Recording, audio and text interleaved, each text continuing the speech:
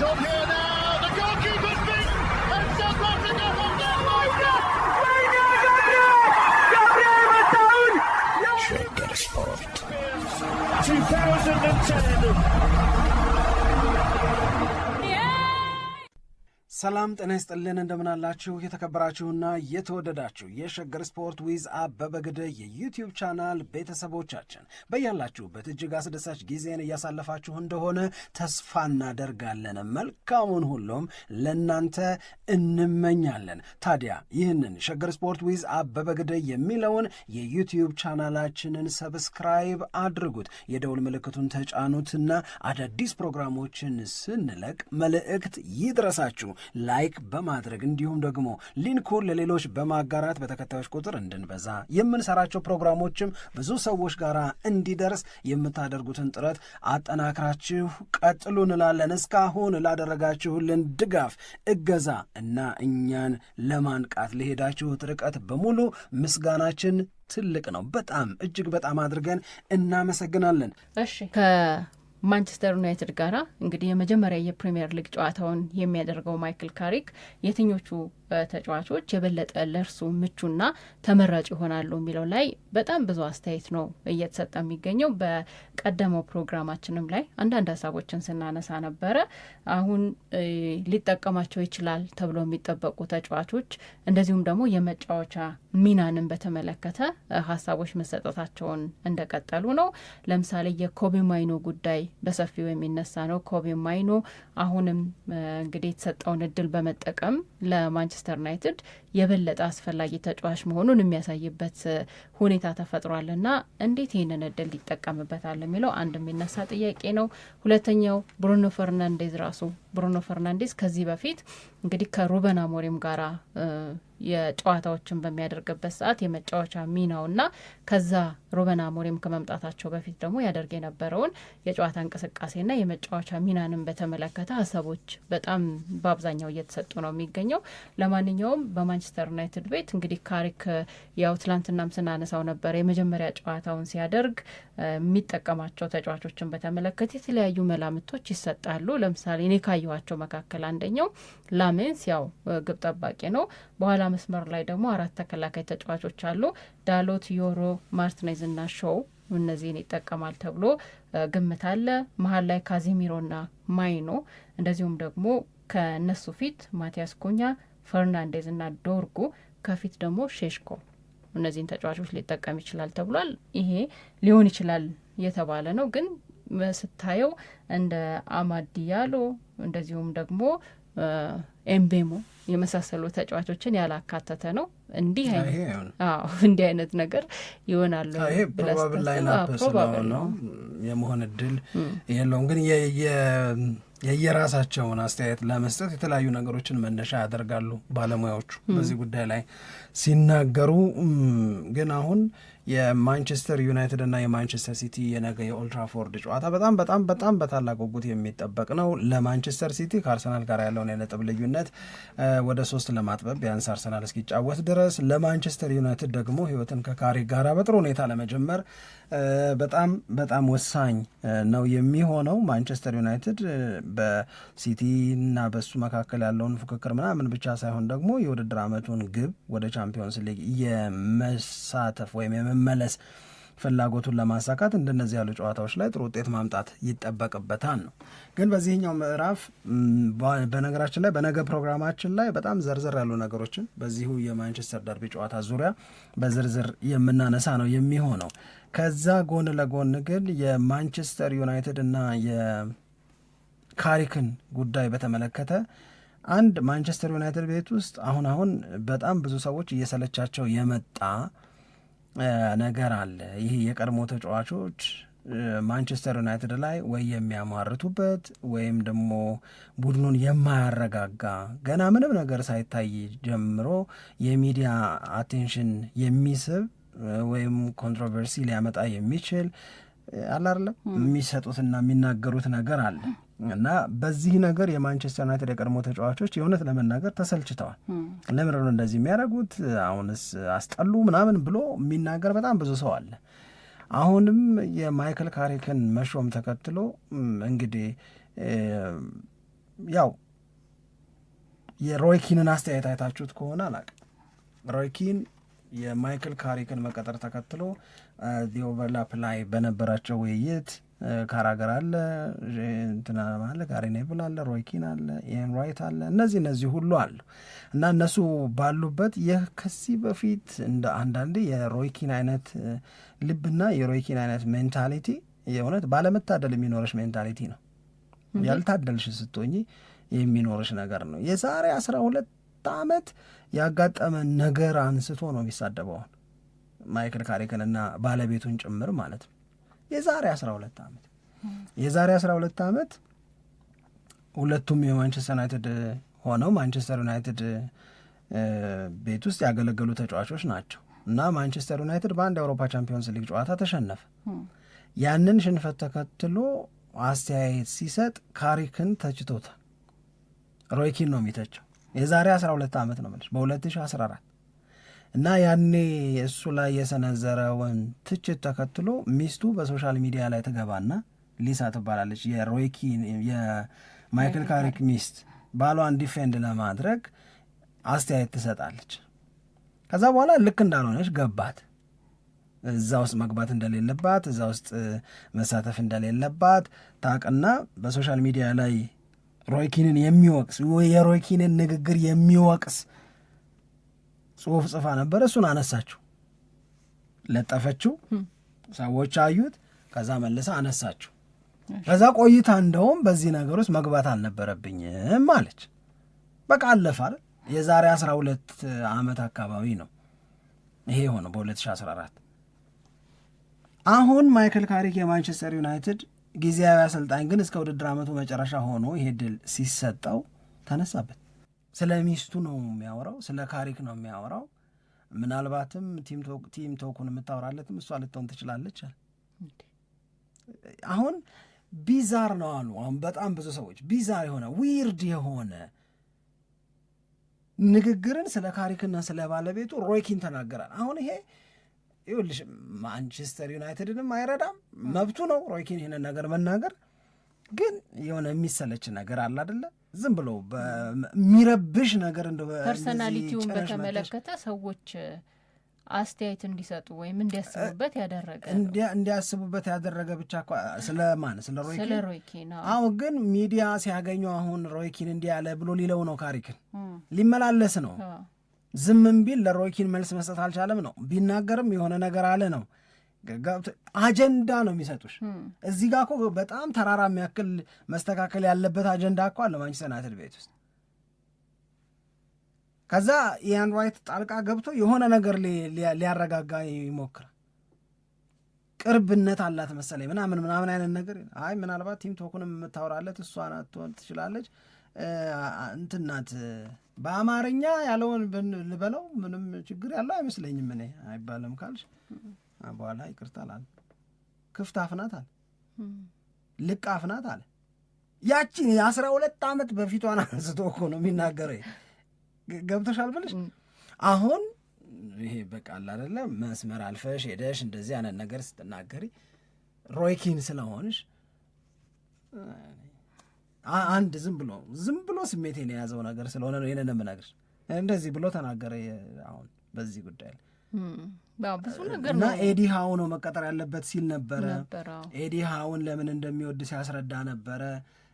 የፈርጉሰን ሜንታሊቲ ሙሉ በሙሉ ከማንቸስተር ዩናይትድ ቤት መጠረግና መጥፋት አለበት ብሎ ያምናል። እነዚህ አይነት ፐርሰናል ኦፒኒዮኖች ምንም ችግር የላቸው፣ ነገር ግን የሚረብሽ የማያረጋጋ ምናምን እና አት ዘ ሴም ታይም ለማንቸስተር ዩናይትድ ተቆርቆር ያለው እያልሽ ነው። አሁን የነገሩን ችግር ውስጥ ችግር የሚያደርገው እኮ ይሄ ነው። እንደተቆረቆረ በጣም እንደተበሳጨ እንደተናደደ ምናምን ሰው የሆኑና ይቆረቆሩና ነገር ግን ደግሞ ያንን ችግር ሊወልድ የሚችል ያንን ችግር ሊፈጥር የሚችል የሆነች ነገር ጣል ያደርጋሉ። which is not right፣ ልክ አይደለም። እኔ ያልኩት ካልሆነ እያልሽ ፈርጉሰን የሚሉት ካልጠፋ እንዴት ያለሽ በፈርጉሰን ቦታ የኔን ውሰዱ ነው ነገሩ። አይ ዶንት ኖ እነዚህ አሁን ይኸውልሽ ጋሪ ኔቭል ሮይኪን ምናምን የሚሰጧቸው አስተያየቶች አንዳንዴ ፕሮፌሽናል ይሆናሉ፣ አንዳንዴ ሁላችንም የምንጋራቸውና የምንስማማባቸው ይሆናሉ። አንዳንዴ ግን ሳይታወቃቸው የሆነ ቦሲ ፊሊንግ ይዘው አያቸዋለሁ የሚመጣው ነገር ነው። ልክ ነው። የሚመጣው ነገር ሁሉ አንዳንድ ጊዜ ሳይጥማቸው አሁን ጊዜ ያስፈልጋል ለማይክል ካሪክ አይደል? እኔ እንደሚታየኝ ከሆነ ለእነዚሁ ሰዎች ለሮይኪን እንደውም አንተ እያለ ለምንድነው ለካሪክ የምንሰጠው ብለሽ ብትሰጪው ያቦካዋል እንጂ አይጋግረውም። ጭራሽ ያቦካልሻል እንጂ እሺ ይላል ብለህ ነው አቅሙን አያውቅም ምንሽ ይላል። አሰልጥኖ ያውቃል ምናምን በብሔራዊ ቡድን ደረጃ ምናምን እንደዚህ ሰርቶ ያውቃል በክለብም ደረጃ ግን ጥሩ ሪከርድ ያላቸው እኮ ነው የሚመስሉት። አሁን ጋሪ ኔቪልን ብትወስጂ ቫሌንሺያ ሄዶ ምን እንደሆነ ሁላችንም እናውቃለን። ሮይኪን ራሱ ምን እንደሆነ እናውቃለን። የምናውቃቸው ሰዎች እኮ ናቸው አብዛኞች። ግን ያው ክሪቲክስ አንድ ነገር ነው ይቻላል። የሚተች ሰው በሙሉ ራሱ ሰርቶ ማሳየት አለበት የሚል አይደለም። ለምሳሌ በአንድ መጽሐፍ ዙሪያ የትችት ሀሳብ የሚሰጥ ሰው ራስ ጽፈህ አምጣ ምናምን እኮ አትይውም። መተቸት ራሱን የቻለ ሌላ ሙያ ነው። ሀሳብ ትሰጫለሽ፣ ችግር የለውም። ግን አልጣመኝም ይሄኛው በተለይ የቂም መሆኑን አልወደድኩትም። አንደኛ ረጅም ጊዜ ነው፣ ሁለተኛ ያንን ሊያባብል የሚችል ምንም ነገር የለም። በዚህ ሰዓት ጊዜ መስጠት አሁን ማለት እኮ ራስህ የምትሰጠው አስተያየት እኮ መልሶ ደግሞ ወደ ራስህ ይመጣል። ብዙ ጊዜ እኔ እንደማየው ከሆነ አሁን የሮይኪን አስተያየት ወደ ራሱ ነው የሚመለሰው። ምንም ወደ 12 ዓመት በፊት ወደ ነበረው ጉዳይ የሚመልስ ምንም ነገር የለም። አንደኛ። ሁለተኛ ማይክል ካሪክ ገና የመጀመሪያ ጨዋታውን ሊያደርግ ነው። ስለዚህ ባልተጨበጠ ነገር ላይ የቲም ቶኩን እንደዚህ በዚህ ወጥቶ በዚህ ገብቶ ምናምን ብሎ መናገር በጣም በጣም አስቸጋሪ ነው እና ከተራ የቂም ስሜት ብቻ የተነሳ ነው። ቂም ተራ አይደለም ግን የእሱ ፍላጎት ቅድም እንደተባባል ነው ከዚህም በፊት እንዳነሳ ነው ኤዲሃው እንዲቀጠሩ ነው። ግን ያልሆነም ማለት ሌላ ሰው ሲቀጥር በነበረውም ባልሆነውም በሆነውም እየተነሳ የማያግባባ ትችት ትሰጣለህ ማለት ግን አይደለም። ሮይኪን ንግግሮች ወደ ፈርጉሰን ሲሆን የሮይኪን ንግግሮች አሁን እንዳልኩሽ ደግሞ ወደ እነዚህ አይነት ሰዎች ሲሆን ጥላቻ መር ነው። አሁን ለፈርጉሰን ያለው ጥላቻ እስኪታይ ድረስ አንዳንዴ በማይረባ ምክንያትም ይገልጸዋል።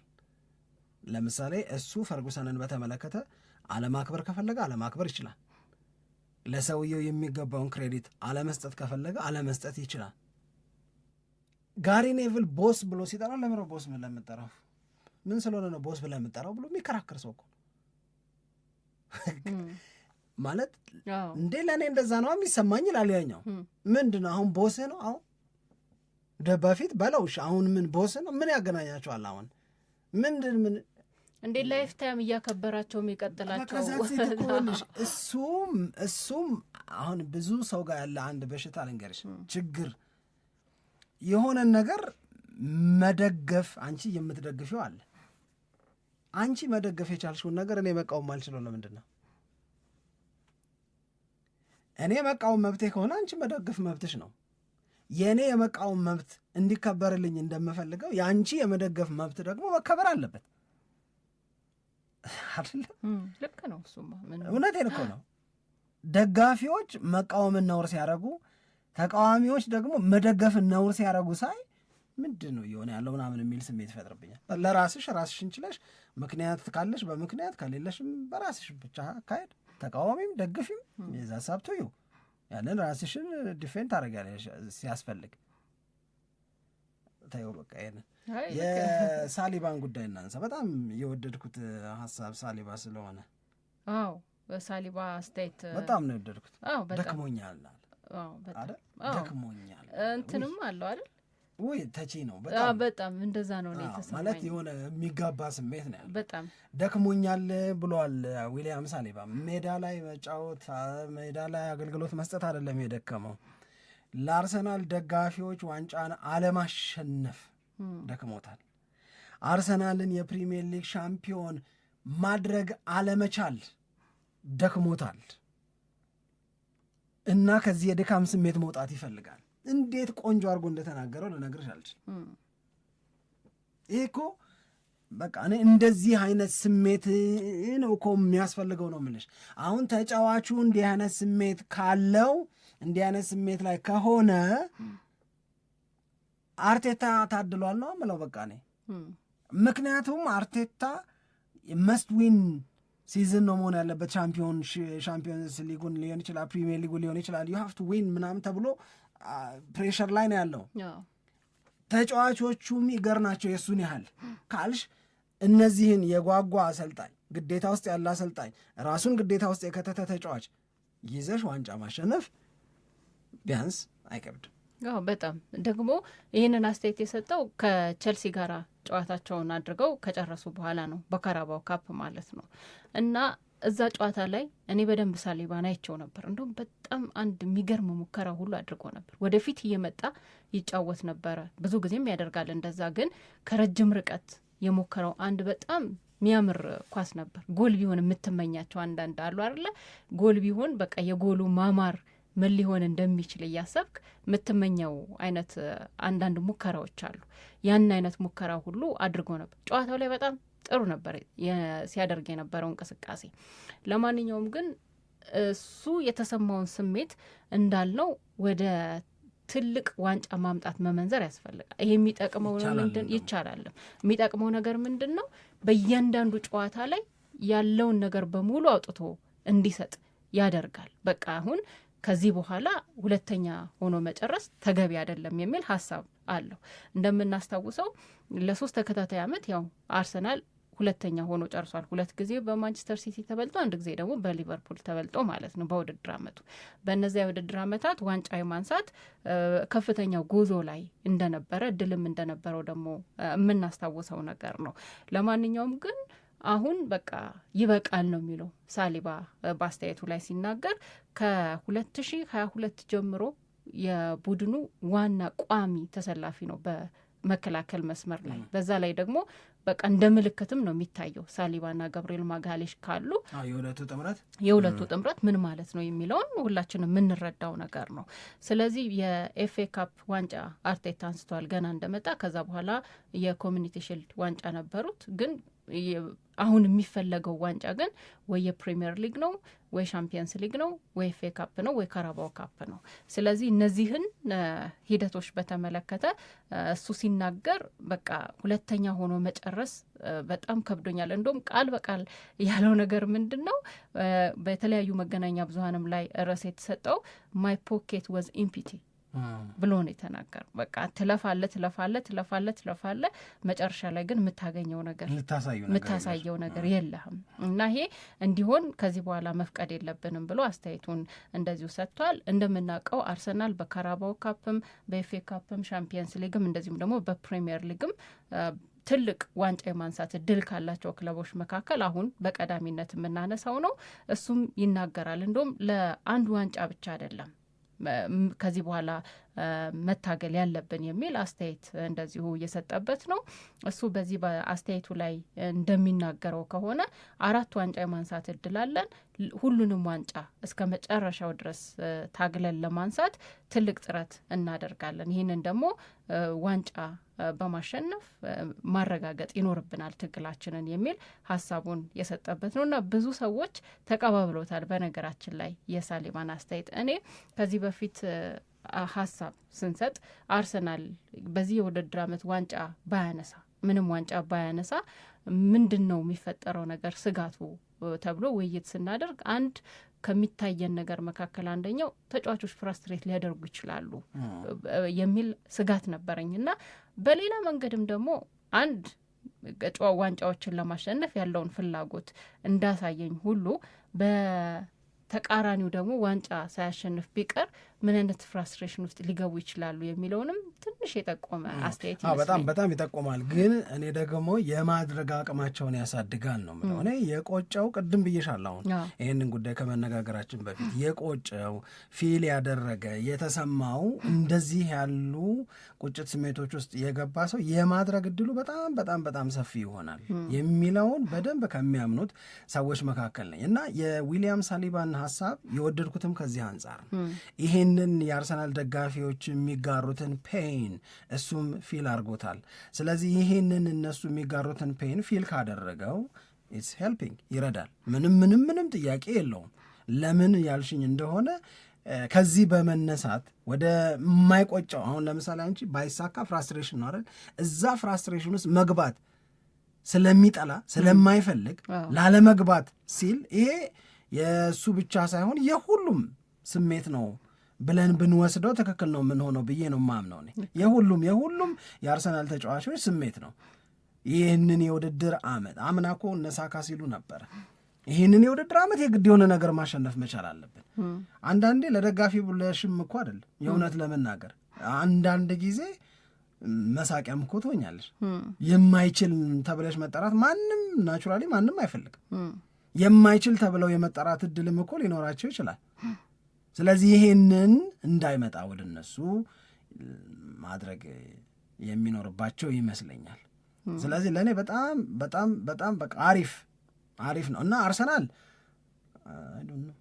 እኔ ይሄኛው ስሜት ተጨምሮበትም ሳይሆን ይሄ ስሜት ከመጨመሩም በፊት ግን ይሄ ስሜት ደግሞ በጣም ይችላል ብዬ ነው ማምነው። የእውነት ይችላል ደግሞ ዊካን ሴት እኮ አሁን ይሄ ንቅ የምታደረግ ነገር ካለች አላቅም ለመመስከር ለመናገር የምትይዝ ይሄ ማለት በሆነ መበሻሸቅ ስሜት ውስጥ ላለ ሰው ምናምን እኔ አንድ ሰው ያለኝን ልንገርሽ እገሌ ነው ምናምን ይቅር ግን እንደዚህ ለቅሶ ቤት ቁጭ ብለን ነው እያወራን ነው አዘነተኛው ፊት ለፊታችን አለ ማታ እያዋ አይደለም አዎ አየሁት አያበሽኩም ግን አለና ስለ ራሱ ቡድን አወራ ምንድነው መሰለህ ምናምን እንደዚህ እኮ ነው ምናምን ተባባል። እነዛ ግን ይዞላቸዋል የገብርኤል ቀስ ብለህ ትመሰክራለህ በድብቅ ማለት ነው። እናቴ ትሙት እኮ ነው የምልሽ። እነዛ ግን ይዞላቸዋል ገብቶኛል። እነዛ እነማን እንደሆኑ ገብቶኛል ግን እንዳልገባው ማረጋገጫ ማን እነማን እነ አርሰናሎች እንዴት እንደሚያስፈሩ እንዴት ምናምን አለኝ። በሹክሹክታም ቢሆን ታምኘዋለሽ ገብቶሻል እምልሽ የእውነት ናቴ ነው። ቪዚብል ነው የሚታይ ነው። ይሄንን ስልሽ ፍሮም ኤ ቱ ዚ በእያንዳንዱ ነገር ላይ ሁሌ ልክ ነበሩ ማለት አይደለም። መሀል ላይ አስተያየት የሰጠንባቸው ነገሮች አሉ። ግን ደግሞ ጄኔራላይዝ ስታደርጊው ስለ ሁሉም ነገር ከሆነ የምንነጋገርና የምናስበው ይሄ ስሜት በጣም ድራይቪንግ ፎርስ ነው። ምንም ይኸውልሽ ይሄ ስሜት ኢትስ አን አዲሽናል ነገር ነው፣ ተጨማሪ ነገር ነው። ምኑ ላይ የተጫዋቾቹ የእስካሁን ውጤት ላይ፣ ምኑ ላይ የቡድኑ አጠቃላይ ጥንካሬ ላይ፣ ምኑ ላይ እስካሁን ድረስ በየመጫወቻ ቦታው ላይ የተለያዩ ጉዳቶች ቢያጋጠሙም ጉዳቶቹ ሊፈጥሩ ይገባ የነበረው ጉድለት ሊፈጥሩ ይገባ የነበረው ክፍተት ሳይፈጠር ማንንም ሽባ የሚያደርግ ጉዳት እኮ አጋጥሞታል አርሰናል። እውነቴን እኮ ነው የምነግርሽ። የጉዳት መደራረብን በደንብ አድርገን አይተናል። እነዛን የጉዳት መደራረብ ጊዜያቶች እንዴት ተሻገራቸው ስትይ ቀጥሎ የሚወጣው ቃልሽ አድናቆት መሆን መቻል አለበት። የሚደነቅ ስለሆነ ማለት ነው።